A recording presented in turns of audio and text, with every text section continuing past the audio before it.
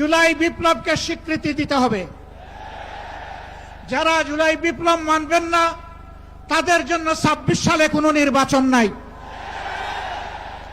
26-এর নির্বাচন দেখতে হলে আগে জুলাই বিপ্লবের স্বীকৃতি লাগবে। এদেশের মুক্তিকামী মানুষের কথা একটাই, জাতীয় সংসদ নির্বাচনের আগে গণভোট অনুষ্ঠিত হতে হবে। গণভোটের ব্যাপারে সকল দল একমত।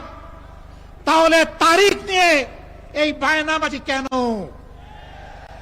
একমত হয়ে যখন স্বাক্ষর করেছি সবাই, তখন গণভোট আগে হওয়াই হচ্ছে যুক্তিযুক্ত। এর মধ্য দিয়ে আইনি ভিত্তির পাটাতন তৈরি হবে ইনশাআল্লাহ। আমাদের দাবির ব্যাপারে আমরা হিমালয়ের মতো অনড় থাকব, কারণ এই দাবি জনগণের দাবি, কোনো দলের দাবি নয়। এই দাবি বিপ্লবের দাবি, এই দাবি ফ্যাসিবাদের দাবি নয়। অতএব ফ্যাসিবাদের দাবির কাছে বাংলাদেশের জনগণ মাথা নত করবে না। তৈরি হন। যতক্ষণ পর্যন্ত জনগণের দাবি আদায় না হবে আমাদের আন্দোলন দুর্বার গতিতে চলতে থাকবে ইনশাআল্লাহ।